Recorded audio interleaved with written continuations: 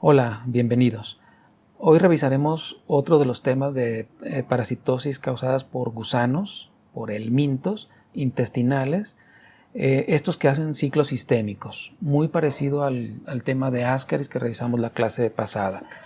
El tema de hoy serán las uncinarias, en donde hay un grupo de gusanos, eh, específicamente los que parasitan a humanos. Básicamente son dos géneros: Ancylostoma duodenale y Necator americanos.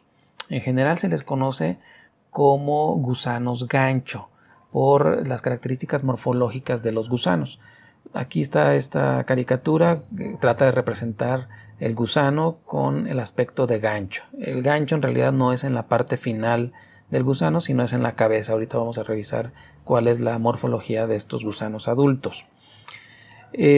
Si bien estos dos géneros son los más importantes desde el punto de vista epidemiológico, hay un tercero recientemente descrito que se le conoce como Ancylostoma ceylanicum. Este ancilostoma es importante fundamentalmente o es endémico en Asia, en Australia, por ejemplo. Es una uncinaria de perros y de gatos, pero que también puede infectar a humanos. Y es relevante porque una gran cantidad de estos animales están infestados con esta uncinaria y está causando brotes en humanos, sobre todo en gente de turista que viaja a estas regiones, o pobladores de estas zonas. Si bien nos vamos a centrar a las dos uncinarias más frecuentes o distribuidas más abundantemente en el mundo, Necator y americanos y Ancylostoma duodenale.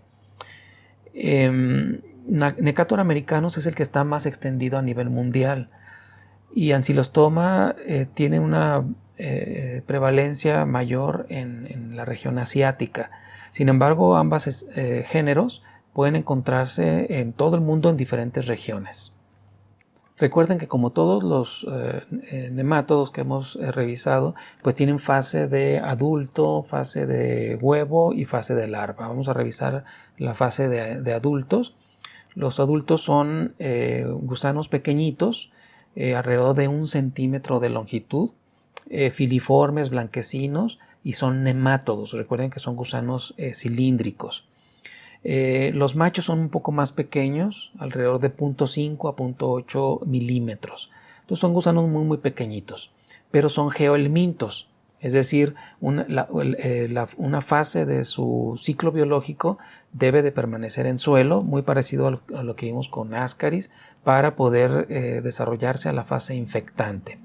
Y una característica importante es que son gusanos hematófagos. La fase de adulto son gusanos hematófagos. Consumen ciertos volúmenes de sangre.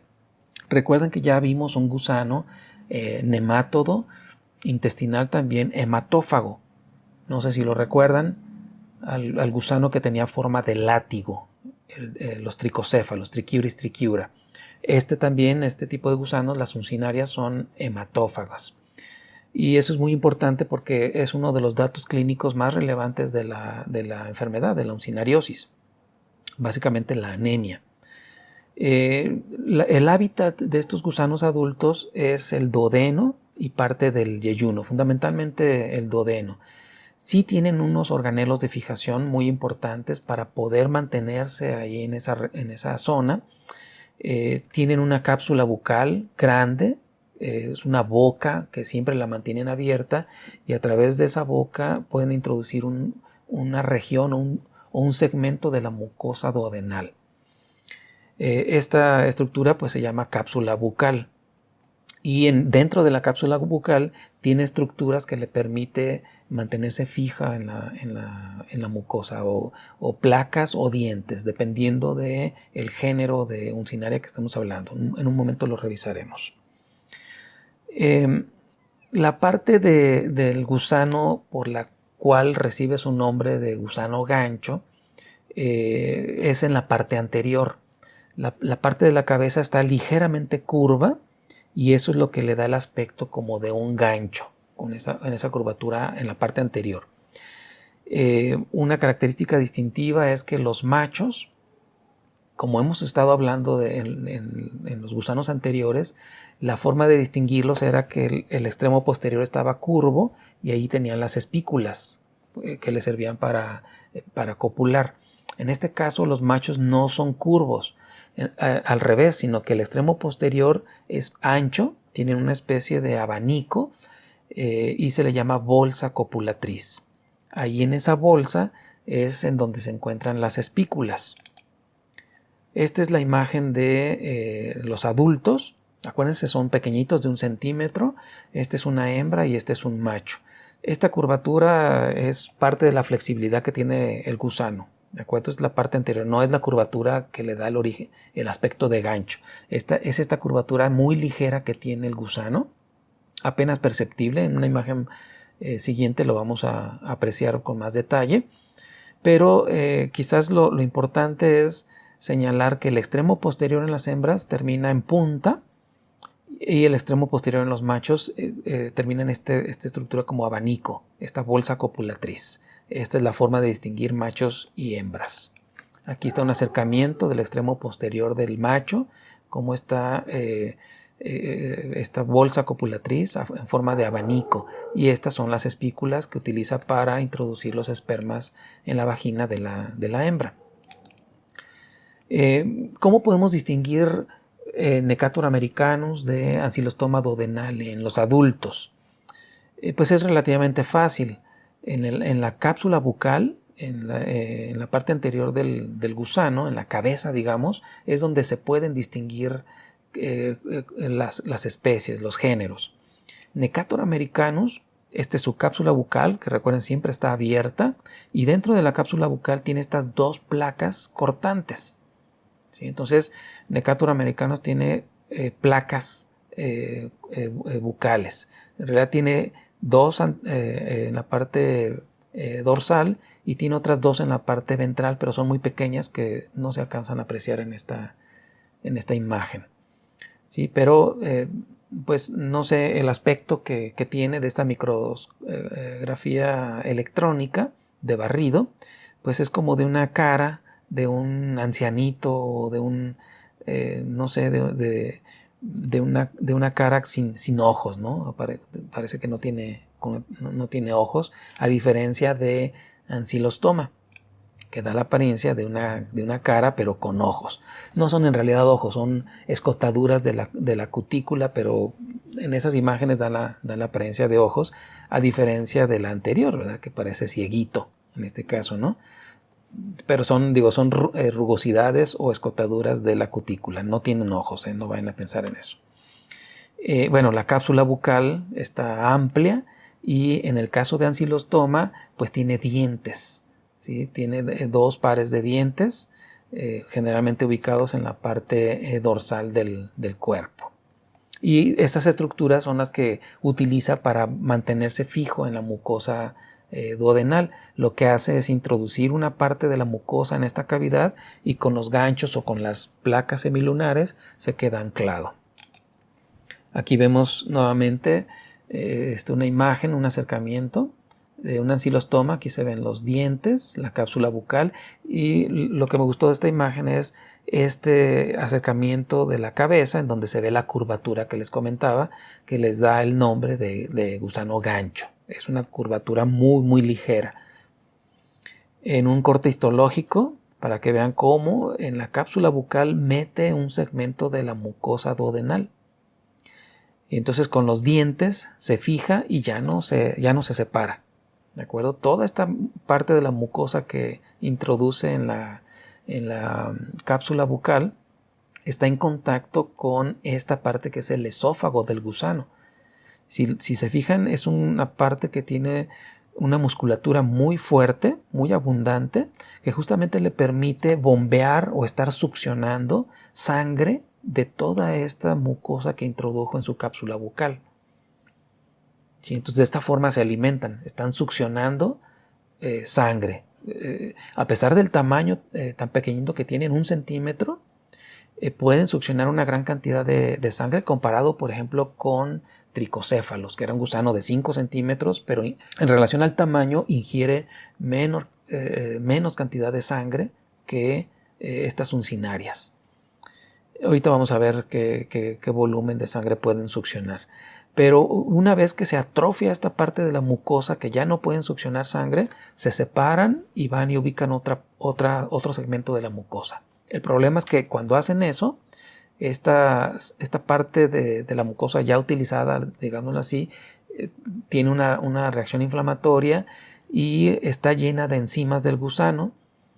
Utiliza muchas enzimas anticoagulantes para permitir que pueda estar succionando sangre en todo momento. Entonces, cuando se desprende de este pedazo de mucosa, queda el segmento sangrando y es otra pérdida de sangre que está sufriendo el paciente. Una es por la succión del gusano y otra es por la pérdida que se presenta en los segmentos de mucosa lesionada. Bueno, esos fueron los adultos. Los huevos también son muy característicos de uncinarias. Aquí podemos ver dos imágenes. Son ovalados y lo que podemos apreciar inmediatamente es que tienen una pared muy delgada en comparación recuerdan de los huevos de tricocéfalos que eran en forma de bolillo o de balón de fútbol con una pared muy muy gruesa, o los huevos de Ascaris que tenían 3 capas, aquellos que les comenté que eran como de forma de corcholata, con una capa externa mamelonada muy, muy gruesa. Estos no. Los huevos de uncinaria tienen una capa muy, muy delgada, translúcida, transparente. Se puede ver el interior del huevo, ¿no? Son grandes, igual que los gusanos anteriores que hemos revisado, de 40 a 70 micras. Y las hembras pueden poner de 10.000 a 20.000 huevos diarios, ¿sí? Y en el interior lo que va a haber es células blastoméricas. Aquí se aprecian muy bien, miren, cada una de las células blastoméricas. Entonces ni siquiera llegan a ser embriones todavía cuando la hembra pone estos huevos. Hay en realidad blastómeras, de 4 a 8 blastómeras. En realidad no se pueden distinguir. Los huevos de Ancylostoma y de Necator son prácticamente iguales.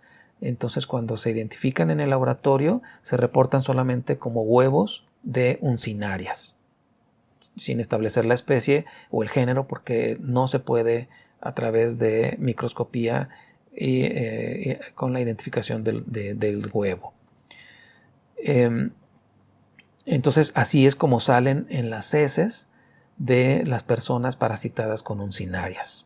Acuérdense que las uncinarias están en el duodeno y ahí las hembras están depositando huevos que salen con la materia fecal y así es como salen. Son huevos no infectantes. Recuerden que es un geohelminto.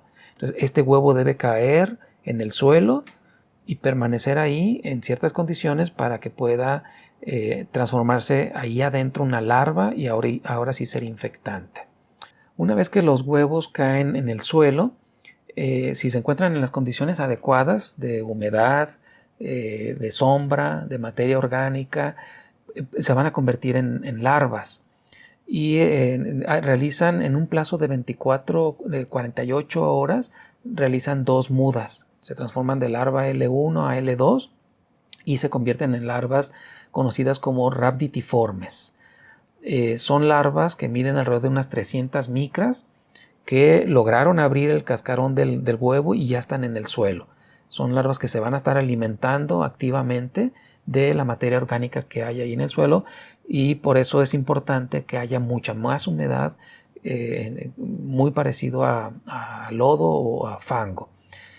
Y en este lapso de tiempo, pues las larvas rhabditoides se van a transformar en larvas filariformes, que estamos hablando más o menos de una semana, 7-8 días. Estas larvas, después de estarse alimentando, larvas rhabditiformes, se convierten en filariformes. Esa es la fase infectante de las uncinarias, las larvas filariformes. Son larvas que en realidad corresponden a la muda 3, a larvas L3, ya no se pueden alimentar, dado que están recubiertas de una cutícula y incluso la boca está cerrada por esta cutícula. No se pueden alimentar, pero sí son las fases infectantes. Y estas larvas pueden permanecer ahí en el lodo, en el fango, moviéndose activamente durante 2 a 4 semanas. Si en ese lapso de tiempo no logran infectar a un hospedero, pues se van a morir, dado que ya no pueden alimentarse.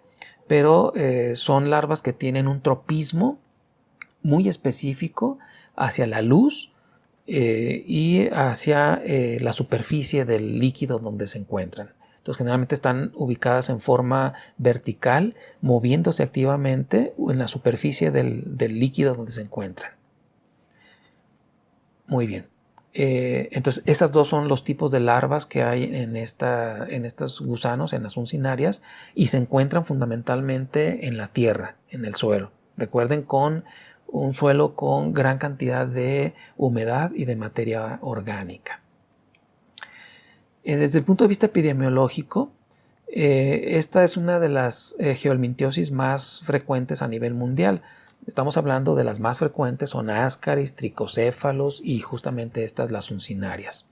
Alrededor de 470 millones de personas están infectadas a nivel mundial, y los niños y las mujeres embarazadas son las que representan más riesgo de enfermedades graves. De hecho, la población más afectada pues son los niños, entre 2 a 7 años. Y bueno, pues se presenta más frecuentemente en zonas o en regiones tropicales con mucha deficiencia socioeconómica, sanitaria, con deficiencias nutricionales. Desafortunadamente, estas regiones en donde prevalece la desnutrición, es frecuente que tengan estas parasitosis, que a su vez les van a causar más problemas de desnutrición y de anemia. ¿Cuál es el ciclo biológico de estas uncinarias? Pues es un ciclo biológico también muy interesante, les digo, muy similar al de Ascaris, pero con ciertas particularidades, en especial la forma de transmisión. ¿Sí? Estas uncinarias se transmiten fundamentalmente por vía cutánea. Recuerden que la fase infectante es la larva filariforme y se encuentra en el suelo, en la tierra. Entonces, cuando una persona coloca los pies o alguna región de su cuerpo en el lodo, pues esas larvas inmediatamente se van a dirigir a la piel y van a perforar la piel y van a entrar a localizar un vaso sanguíneo. Entonces, la transmisión es muy diferente a los ascaris, en donde el huevo debe ser ingerido. En este caso no, las larvas van a entrar por piel, por vía cutánea. Aunque también hay unas uncinarias que pueden ingresar las larvas por mucosa oral al ser ingeridas. Pero la vía más común de transmisión es la vía cutánea por perforación de larvas filariformes, la fase infectante de las uncinarias. Pero vamos a revisar el ciclo completo. Digamos que iniciamos aquí cuando un paciente infectado elimina en sus heces huevos de uncinarias. Entonces la condición fundamental es que estos huevos vayan en heces y que sean depositados en tierra, es decir, que se realice el fecalismo al aire libre. ¿Sí? Entonces, cuando estos huevos caen a tierra en una zona donde, recuerden, haya mucha humedad, prácticamente cerca de lodo o fango, con sombra, con mucha materia orgánica, pues son las condiciones adecuadas para que se desarrolle este huevo recién expulsado de un paciente con uncinarias.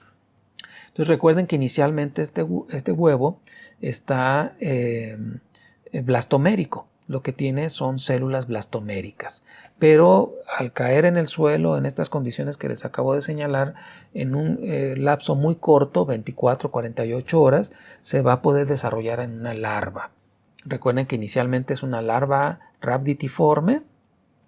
En el plazo de una semana más o menos de estarse alimentando estas larvas, ahí en el suelo se transforman en filariformes, las cuales ya no se pueden alimentar, pero son la fase infectante de las uncinarias.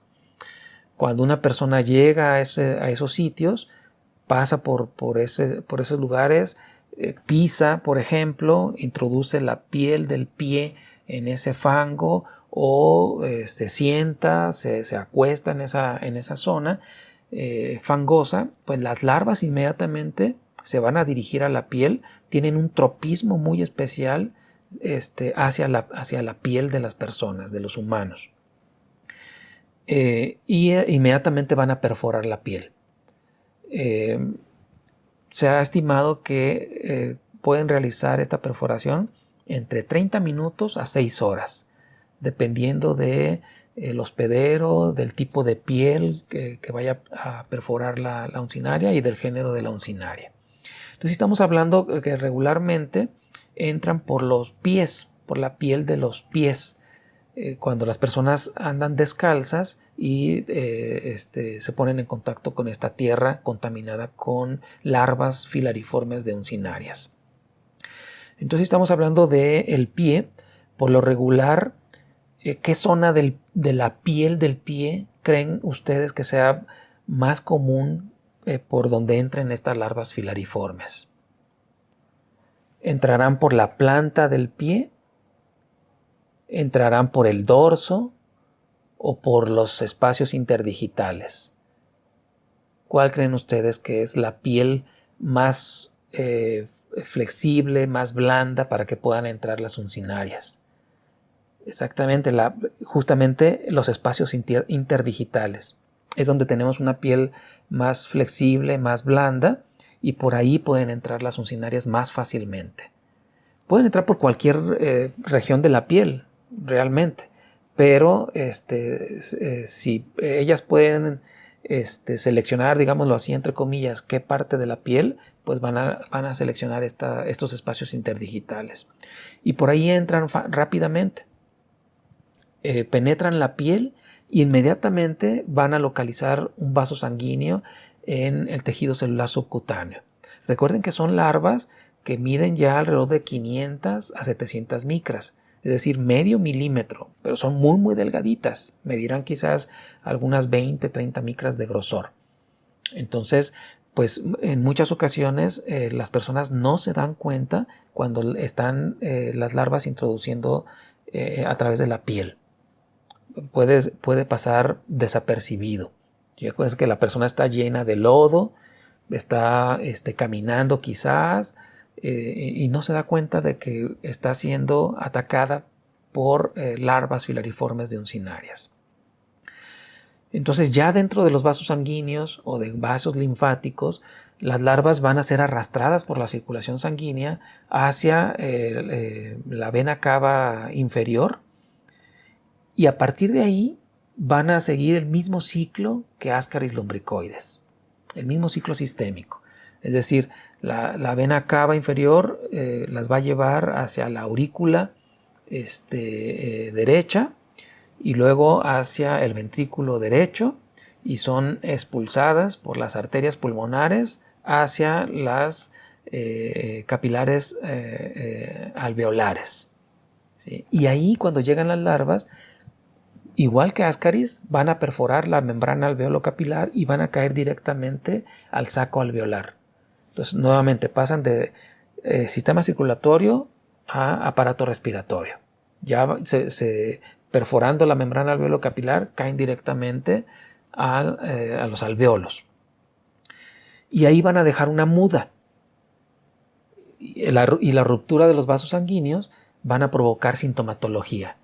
¿Recuerdan? La sintomatología de Ascaris lumbricoides a nivel pulmonar es muy similar.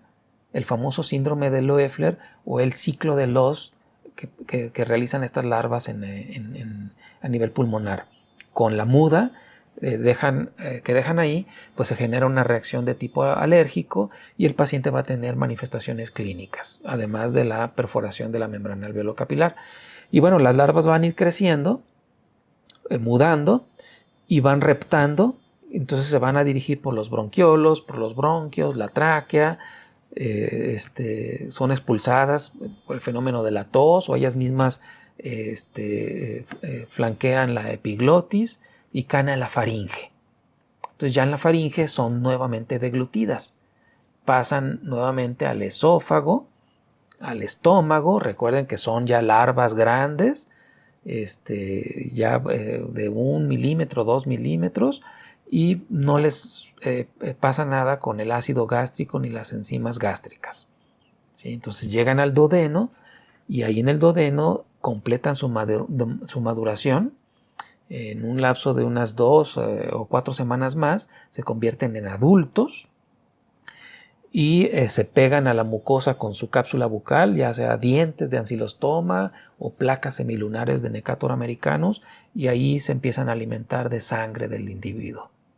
¿De acuerdo? Entonces, nuevamente estos gusanos adultos realizan cópula, las hembras producen huevos y los huevos nuevamente blastoméricos salen en las heces de esta persona parasitada. Y así es como se completa nuevamente el ciclo biológico. Estos huevos, si vuelven a caer en tierra en condiciones adecuadas, se generan las larvas rhabditiformes, filariformes y continuamos nuevamente con el ciclo biológico. Entonces, pues es muy similar a Ascaris lumbricoides, nada más consideren que entran fundamentalmente por piel y el resto del ciclo es igual al de Ascaris lumbricoides. Muy bien, ¿qué alteraciones o qué lesiones van a provocar las uncinarias en los hospederos? Pues van a estar fundamentalmente en 3 niveles, ¿no? Por ejemplo, cuando se da la transmisión, pues las lesiones cutáneas que provocan generalmente van a ser de tipo eritematoso, dejan una pápula, una pequeña ronchita muy pruriginosa. Entonces es una dermatitis, generalmente recuerden en los espacios interdigitales, pero puede ser en cualquier parte de la piel en donde hayan entrado estas larvas filariformes. En muchas ocasiones las personas les llaman sabañones y son estas lesiones papulares. A veces se generan algunas vesículas y costras, pero por aquí fue por donde entraron las larvas filariformes. Por ejemplo, aquí en la axila se presentan estas pápulas con mucha comezón. Lo más común, decíamos, es en los espacios interdigitales. A veces se pueden infectar, porque recuerden que las larvas se entran completamente y pueden arrastrar bacterias que están en el medio ambiente. O se genera una reacción inflamatoria producto de las secreciones que genera el gusano para poder perforar la piel. Tiene muchas enzimas proteolíticas y colagenasas, por ejemplo, para poder perforar la piel y entrar al tejido celular subcutáneo y localizar un vaso sanguíneo. Entonces, pues se generan este tipo de lesiones. Generalmente las personas duran con estas manifestaciones unos 7 días, es autolimitada y se resuelve sin ningún problema. Recuerden que simplemente la larva perforó, localizó un vaso sanguíneo y ya las larvas están en poco tiempo circulando, arrastradas por la circulación sanguínea. Ya no están aquí las larvas. Esto es nada más la lesión que dejó la larva y las secreciones que dejó la larva aquí. Eso es lo que dura en restablecerse alrededor de 7 días. Pero no deja cicatriz, ni mucho menos, y se resuelve el problema, y se autolimita. A nivel pulmonar, pues generan el síndrome de Loeffler, causan lesiones ahí exudativas por la ruptura de los vasos sanguíneos o de la membrana alveolo-capilar, y el resto de la muda que deja el gusano ahí, pues se genera una reacción inflamatoria que frecuentemente está abundante en eosinófilos. Acuérdense que esto puede generar una neumonía eosinofílica y puede haber algo de fiebre, ¿no? Entonces ahí el gusano creció, dejó una muda, y estas son las lesiones que se provocan a nivel pulmonar. A nivel intestinal, pues se genera una inflamación producto del pedazo de mucosa en el que están anclados los gusanos y que están succionando, ¿no? Generan una reacción inflamatoria. Recuerden que cuando el gusano se separa, pues esa parte de la mucosa va a estar sangrando también, y hasta que no se recambia el epitelio, pues se puede restablecer esta zona. En tanto, pues hay una llegada también abundante de eosinófilos, y se pierden las microvellosidades de esta zona, pues se altera la absorción de nutrientes.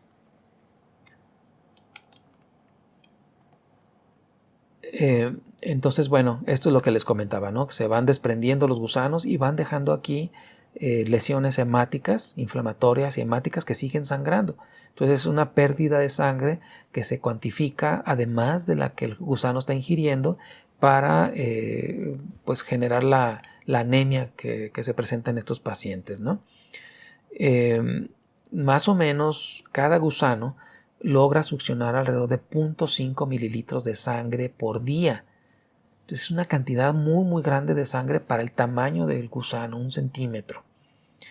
Entonces ya podrán hacer los cálculos si, por ejemplo, un paciente, un niño, ya per se desnutrido y con 100 gusanos, la cantidad de sangre que perderá al día. Hagan el cálculo y lo vemos en clase para que vean cuál es la pérdida de sangre y si eso o no va a generar anemia en los pacientes y qué tipo de anemia se va a generar. Ya habíamos comentado que son los niños los más afectados, de 2 o 5 hasta los 8 años, y pues les provoca una anemia grave. Ya que hagamos el cálculo se van a dar cuenta de cuánta sangre están perdiendo los niños por día. Y pues les genera una anemia hipocrómica, microcítica y ferropénica.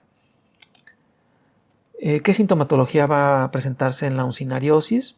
Pues a nivel cutáneo, esta dermatitis que se provoca por la entrada de las larvas, pues va a generar comezón y una dermatitis papular pruriginosa.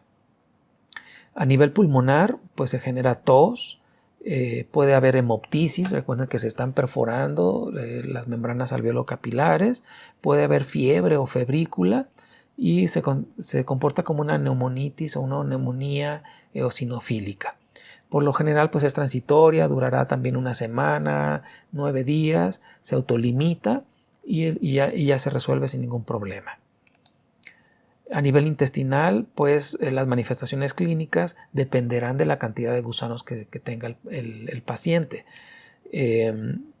Si son pocos gusanos, por lo regular menos de 100, pues generalmente es asintomática. Y además, pues también depende de las condiciones nutricias de los pacientes. Si son personas que están bien nutridas, por lo general, pues no les genera ningún problema, son asintomáticas. Pero si el paciente ya está desnutrido, una desnutrición crónica, son niños, y pues quizás incluso con pocos gusanos puedan tener sintomatología. Mucha de la sintomatología pues está más bien asociada a la anemia, a la pérdida de sangre que están teniendo estos pacientes, aunque pues también los gusanos generan cierta sintomatología ahí a nivel intestinal que pues son la misma sintomatología que hemos estado revisando para las helmintiosis intestinales: meteorismo, distensión abdominal, dolor tipo cólico ubicado en el epigastrio, puede haber estreñimiento o periodos de diarrea, incluso puede haber algo de sangre en las heces, aunque la mayoría de las veces se presenta como sangre oculta en heces. Hay una pérdida de sangre, pero no es visible. Puede haber también náuseas, vómitos, algo de esteatorrea, porque recuerden que están ubicados a nivel del duodeno y esta inflamación que se provoca en la mucosa pues hace que se pierdan las microvellosidades y se altera la absorción de grasas. Muy parecido a lo que vimos con Giardia lamblia, sin generarse una esteatorrea tan evidente como en Giardia, pero sí se puede alterar la absorción fundamentalmente de grasas. Pero como les digo, la manifestación clínica más importante de las uncinarias es la generada por la anemia. Y en estos casos, pues los pacientes van a tener palidez de mucosas, de piel, van a tener cansancio, anorexia, fatiga, somnolencia, van a tener problemas en su desarrollo de crecimiento. En las curvas de crecimiento se van a ver alteradas. También su rendimiento cognitivo, el aprendizaje también se va a ver afectado porque pues son pacientes desnutridos y pacientes con anemia. Hay también pues pérdida de proteínas y los pacientes pues pueden tener, si es grave estos cuadros de anemia, pues soplos, cardíacos, edemas de extremidades o edemas generalizados conocidos como anasarca, que son manifestaciones clínicas de una anemia crónica y severa.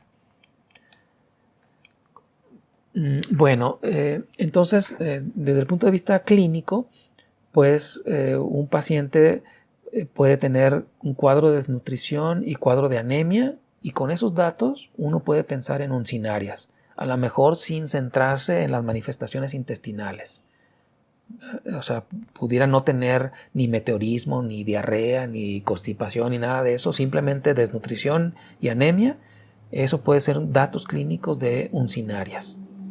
Pero es importante pues el apoyo del laboratorio para completar o para corroborar los diagnósticos clínicos. Y pues a nivel de laboratorio el diagnóstico es sencillo, se puede hacer con un coproparasitoscópico seriado. También son muchos huevos los que está produciendo las hembras, entonces es relativamente fácil hacer el diagnóstico.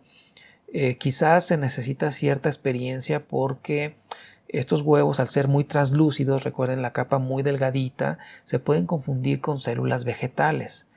Entonces se necesita cierta experiencia para poder identificarlos, ya que son muy transparentes.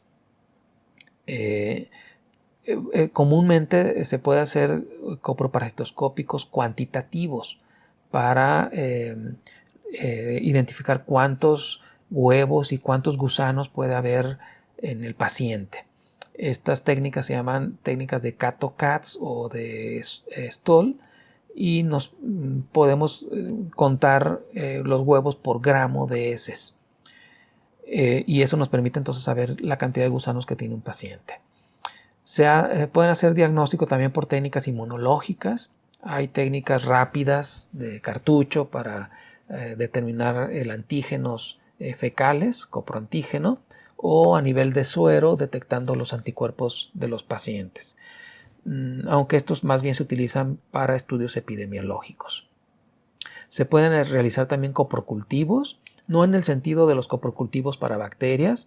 Aquí lo que se hace es tomar un poco de materia fecal y mantenerla en las condiciones como si fueran del medio ambiente para permitir que los huevos se desarrollen larvas y uno pueda detectar las larvas más fácilmente, puesto que son mucho más grandes en estas pruebas de coprocultivos. Hay dos técnicas más importantes, el coprocultivo de Harada-Mori o el de Birman.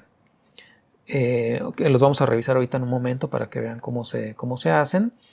Pero también dentro del diagnóstico es importante buscar sangre oculta en heces. Esto nos puede apoyar al diagnóstico de uncinarias, o una biometría hemática para ver el estado de anemia del paciente y la presencia de eosinófilos.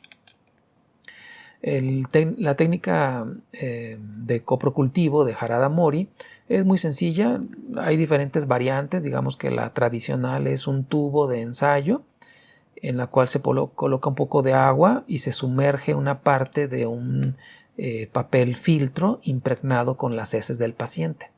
Aquí se impregna con una espátula o con un aplicador excremento del paciente y se introduce para que se moje en el agua. Se tapa esto y se deja 24 o 48 horas. Si aquí hay huevos de uncinarias, pues recuerden que en ese lapso de tiempo salen larvas rhabditiformes. Las larvas rhabditiformes se van a dirigir al agua, y entonces en 48 horas lo que tenemos que hacer es tomar una gota de este líquido, de esta agua, y buscar ahí larvas. Entonces son muy grandes, se pueden apreciar fácilmente, y eso nos facilita el diagnóstico mediante esta técnica. Es tardado porque pues sí tenemos que esperar 24 48 horas para hacer el diagnóstico, a diferencia de un coproparasitoscópico que se hace pues inmediatamente. Estas son variantes miniaturizadas, digamos, en una caja de Petri con un portaobjetos donde se coloca aquí el excremento y se inclina para que quede humedecido con agua, y lo mismo, en 48 horas esta agua se puede centrifugar y ahí se tratan de localizar las larvas de uncinarias. La técnica de Birman es un poco más complicada porque se necesita un embudo, una gasa.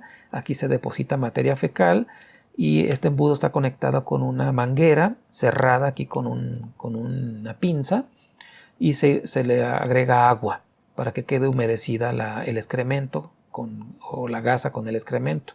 Igual se dejan 48 horas y a las 48 horas las larvas que pudieran salir aquí de la materia fecal se dirigen al agua, van a caer aquí al fondo por peso, y simplemente a las 48 horas se abre la pinza, se recolecta el líquido, se centrifuga y se ubican ahí si hay o no larvas de uncinarias. Un procedimiento un poco más complejo, más engorroso, pero bueno, son técnicas que se utilizan para aumentar la sensibilidad del método de localizar uncinarias en materia fecal. O muchas veces estos dos métodos se hacen para tratar de identificar si en terrenos de ciertas regiones están infestados con uncinarias. Entonces, en lugar de poner materia fecal aquí en la gasa o perdón, aquí en el papel filtro, en lugar de colocar materia fecal, se coloca tierra. Y ya de esa forma se puede identificar si en ese terreno analizado hay uncinarias o no. Pero digamos que el método más utilizado en nuestro medio pues es el coproparasitoscópico seriado o las técnicas cuantitativas de Cato-Cas o de Stuhl. ¿Cuál es el tratamiento para las uncinarias? Pues es igual que lo vimos para Ascaris o para los otros gusanos, es fundamentalmente el grupo de los benzimidazoles. Albendazoles, digamos que el tratamiento de elección para esta parasitosis. Se puede dar dosis única, 400 miligramos, o se puede dar tratamiento de 3 días. También se puede utilizar mebendazol, pero es mucho menos eficiente que el albendazol. También se puede utilizar palmoato de pirantel, pero es difícil de conseguirlo. Y es importante dentro del tratamiento dar el manejo nutricional, el apoyo nutricional de estos pacientes, porque recuerden que los que tienen estas parasitosis más graves son los pacientes niños y desnutridos. Y bueno, hay que darles suplementos de hierro para corregir la anemia. Entonces, en realidad, el tratamiento antihelmíntico más el tratamiento nutricional y la reposición de hierro, con eso se recuperan los pacientes. ¿Cuáles son las medidas de prevención? Pues fundamentalmente la educación para la salud, que la gente conozca cómo se transmite esta parasitosis, que es importante las medidas de higiene, pues mejorar la infraestructura sanitaria.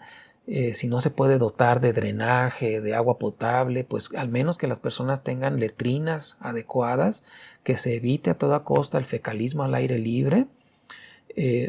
Hacer conciencia en las personas que ese es el factor fundamental para que este ciclo de las uncinarias se siga manteniendo en la naturaleza, y pues tratar de evitar que las personas anden descalzas, hacer conciencia para que usen calzado, o que pues al menos la combinación de evitar el fecalismo al aire libre y evitar andar descalzos en zonas donde se realiza el fecalismo, pues con eso se pudiera evitar completar el ciclo biológico del gusano.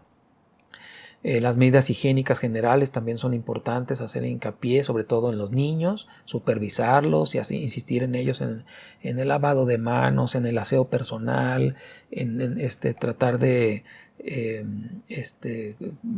pues evitar andar descalzos en zonas fangosas donde haya riesgo de uncinarias.